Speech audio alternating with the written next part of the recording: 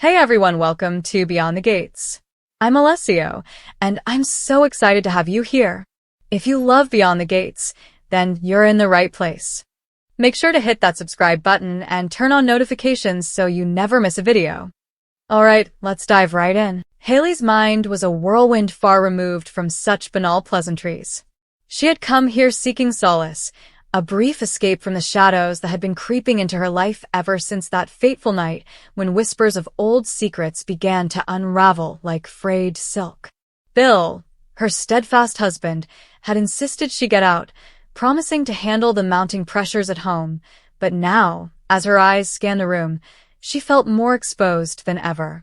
Across the dining area, at a table adorned with fresh orchids and half-eaten salads, Leslie Thomas caught her gaze, her sharp features illuminated by the soft glow of a nearby lamp.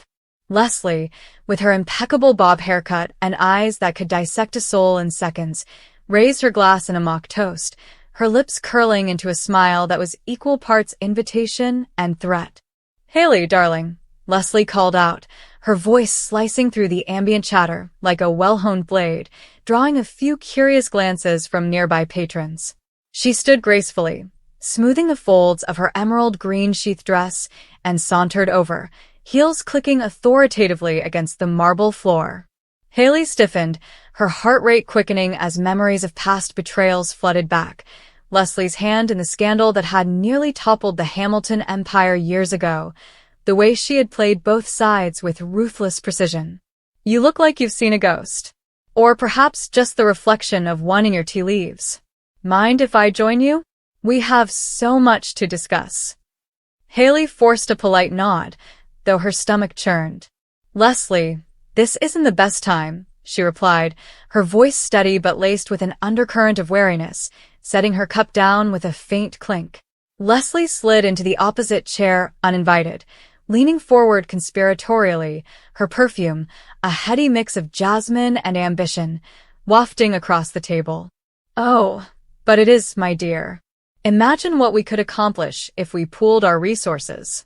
You, with your impeccable social leverage, and me, with my, let's call it intimate knowledge of certain skeletons in Fairmont Crest's closets. An alliance, Hayley. Not friendship, God, no, but power. Pure, unadulterated power." Hayley's breath caught, her mind racing through the implications. Leslie's offer could shield her from the rumors swirling about Bill's business dealings. But at what cost?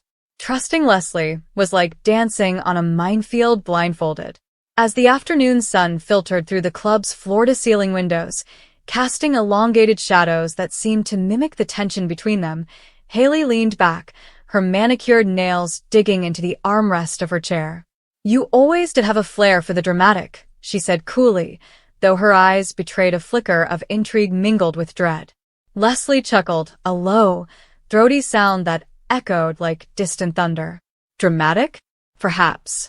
But effective. Think about it. Those whispers about your family's finances? I can make them vanish. And in return, a little favor here, an introduction there. We're both women navigating a man's world in this gilded cage. Why fight alone?" Hayley hesitated, the weight of her recent anxieties pressing down like an invisible yoke. Bill had been distant lately, buried in ledgers and late-night calls, and the anonymous letters arriving at their doorstep, taunting hints at buried truths from her past, had left her sleepless. An alliance with Leslie might buy her time, but Hayley knew better than most that deals with the devil in Fairmont Crest came with strings that could strangle. "I'll consider it," she murmured finally, signaling for the check with a subtle wave, her mind already plotting the conversation she'd have with Bill later. As Leslie rose to leave, her parting words hung in the air like smoke. "Don't take too long, Hayley. Opportunities like this don't wait for the faint of heart." Alone again, Hayley stared into her tea, the steam long dissipated, wondering if she'd just invited chaos through the gates of her carefully constructed life. Meanwhile, across town in the bustling heart of Uptown Diner, where the scent of fresh-baked pies mingled with the sizzle of griddles and the clatter of silverware, Samantha Richardson Smith balanced a tray of menus with the practiced ease of a teenager who'd turned waiting tables into an art form. At 17, she was a vision of youthful defiance, curly hair tied back in a haphazard ponytail, her uniform apron stained with ketchup from the lunch rush, eyes sparkling with the restless energy of someone on the cusp of rebellion. The diner was her temporary kingdom, a place where she could eavesdrop on the town's juiciest tidbits while saving for the modeling dreams that danced in her head like forbidden fantasies. But today, as she weaved between checkered booths filled with locals nursing coffees and flipping through newspapers, her thoughts were elsewhere, on Nathan, her boyfriend whose easy smile and whispered promises made her forget the fractures in her own family. It had been mere months since she'd reconnected with June, the mother she'd lost to life's cruel twists, and while the reunion had been painted in hallmark hues of forgiveness, the reality was a canvas streaked with arguments and unspoken resentments. June's attempts at bonding, awkward shopping trips, forced movie nights, felt like chains, pulling Samantha back into a past she wasn't ready to reclaim fully. As Samantha approached a corner booth, her tray teetering precariously, snippets of conversation from the adjacent table snagged her attention like burrs on wool. There sat Hayley Hamilton, her stylish aunt with a flawless bob and designer handbag slung over the booth's edge, deep in hushed tones with Kat, the diner's resident flirt whose laughter could disarm even the grumpiest regular. Chelsea's voice, usually a melody of poised advice, carried an edge of exasperation. "Kat, you have to be careful with Tomas. He's got that wandering eye, but Lord, the way he looks at you, it's like you're the only woman in the room." Kat leaned in, her eyes gleaming with mischief, fanning herself dramatically with a laminated menu. "Girl, you have no idea. The way Tomas can't get enough of me these days. Last night, he had me up against the wall before the door, even click shut.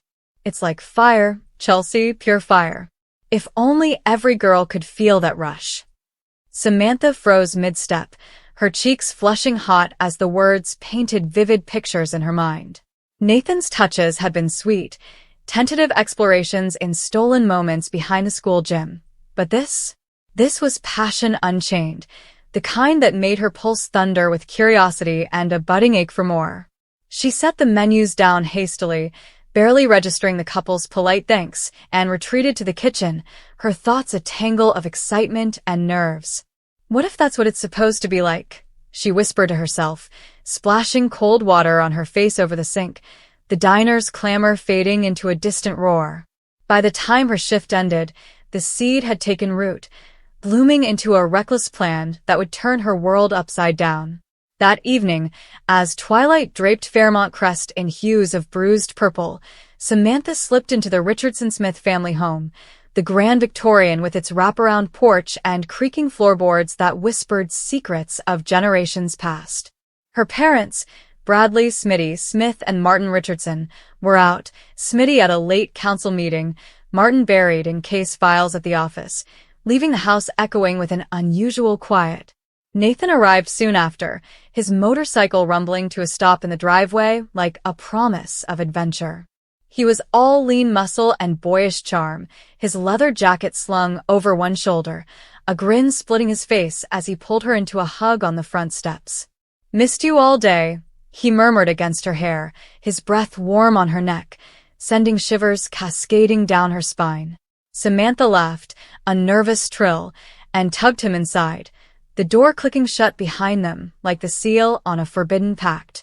"Come on, the couch is all ours," she said, leading him to the living room where plush cushions and family photos chronicled happier, less complicated times. They tumbled onto the sofa in a heap of limbs and laughter, Nathan's kisses starting soft and exploratory, but fueled by Samantha's overheard fantasies, they ignited into something fiercer, more urgent.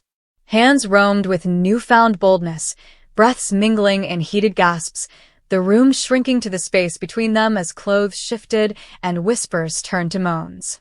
The world shattered with the jangle of keys in the front door lock, freezing them in a tableau of tangled sheets and half-discarded inhibitions.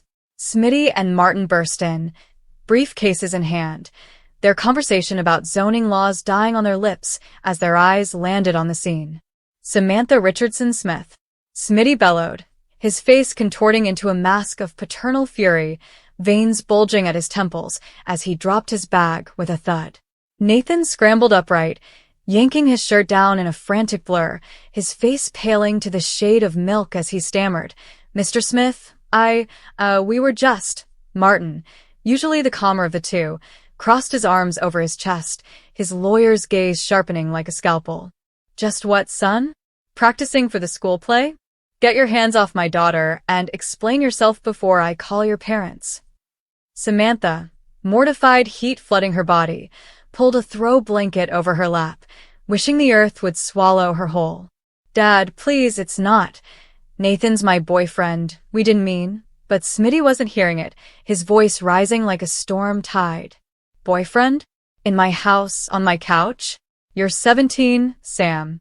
What the hell were you thinking?" Nathan bolted for the door, mumbling apologies over his shoulder, leaving Samantha to face the onslaught alone. Tears stung her eyes as Martin softened slightly, kneeling beside her. "Sweetheart, we love you, but this scares us.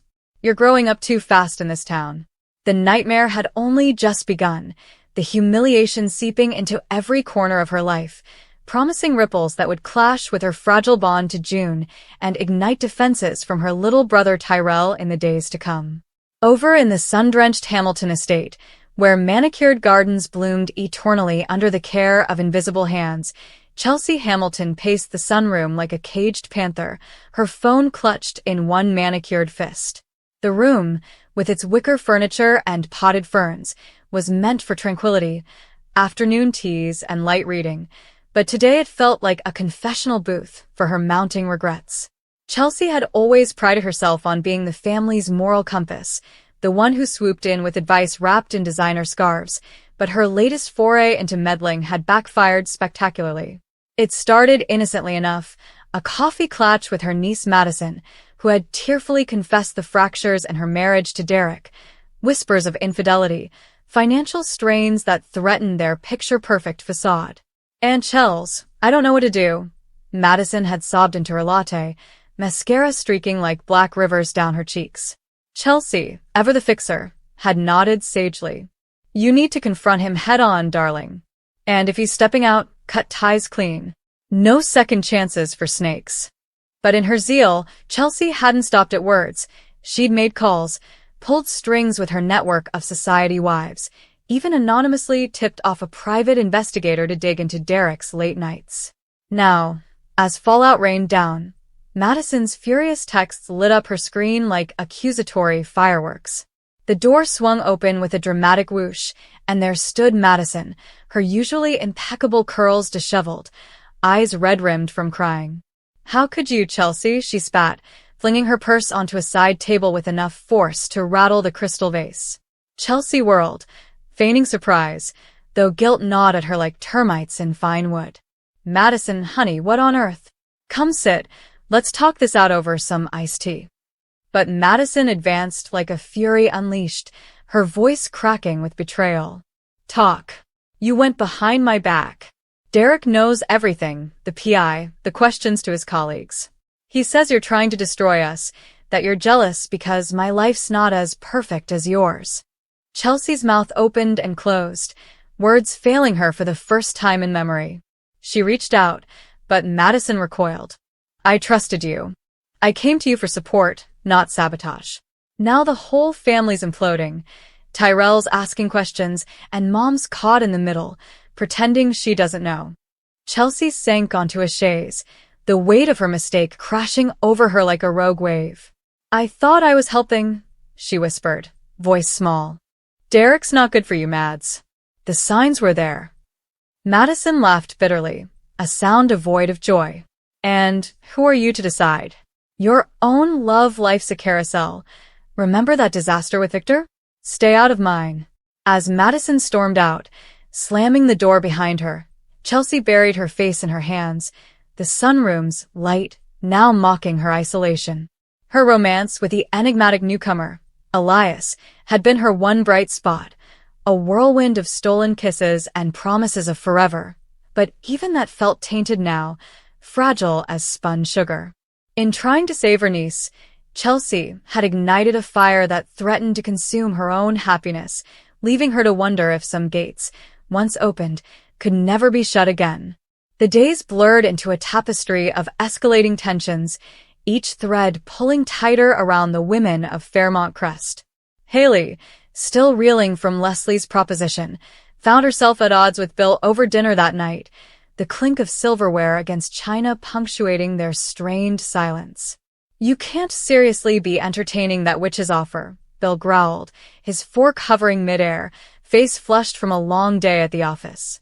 Hayley met his gaze steadily, though her hands shook as she passed the salt. "And what choice do we have, Bill? Those letters, they're not stopping. If Leslie can bury them—" He slammed his napkin down, eyes flashing. "At the cost of our soul? No, Hayley. We'll fight this our way." But deep down, Hayley knew the panic gnawing at her edges wasn't just fear of exposure. It was the terror of losing the life they built, brick by scandalous brick. Her run-in with Joey the next morning only amplified the dread, a chance encounter at the local market where his leering smile and cryptic warning, "Old flames don't die easy, do they, Mrs. Hamilton?" left her shaken, fleeing to her car with groceries forgotten. Samantha's nightmare deepened as the echoes of her parents' fury reverberated through school hallways, where whispers followed her like ghosts. Tyrell, her fierce little brother, overheard the taunts from Nathan's friends and squared up in the cafeteria, fists clenched. "Say that about my sister again, and you'll eat through a straw," he snarled at a smirking jock, earning a week's detention but Samantha's undying gratitude. Yet the real sting came from June, who arrived unannounced at the diner the following afternoon, her face a mask of concern etched with hurt. "Sam, your dad's called me. We need to talk, really talk, about boundaries, about why you're pushing so hard against this." Samantha wiped down a counter furiously, avoiding her mother's eyes. "Pushing? You're the one who left June. Now you want to play mom? Nathan's the only one who gets me without strings." June's voice softened, pleading. "I know I messed up, but getting caught like that, it scares me for you. Fairmont Crest chews up girls like us." The words hung heavy, a bridge half built between them, as Samantha's overheard inspiration twisted into a lesson in consequences she hadn't anticipated. Chelsea, meanwhile, attempted amends with Madison over a tense lunch at the club, but the damage festered. "I overstepped, Mads. Forgive me," she ventured, sliding a gift box of artisanal chocolates across the table. Madison's sigh was weary. "It's not about forgiveness, Aunt Chels. It's about trust. And right now, Derek's packing his bags because of your help." The revelation hit like a slap, Chelsea's appetite vanishing as she envisioned the family unraveling further. That evening, alone with Elias in her candlelit bedroom, she confessed in hushed tones, his arms a temporary harbor. "I thought I was the hero," she murmured, tracing patterns on his chest. He kissed her forehead gently. "We all make mistakes, love. But meddling in blood ties? That's a fire you can't always put out." As the week crested toward Halloween's Eve, with costumes and masks hiding deeper wounds, the women of Beyond the Gates stood at precipices of their own making. Hayley's alliance teetering on the edge of damnation, Samantha's passions forging chains of accountability, Chelsea's good intentions birthing unintended exile.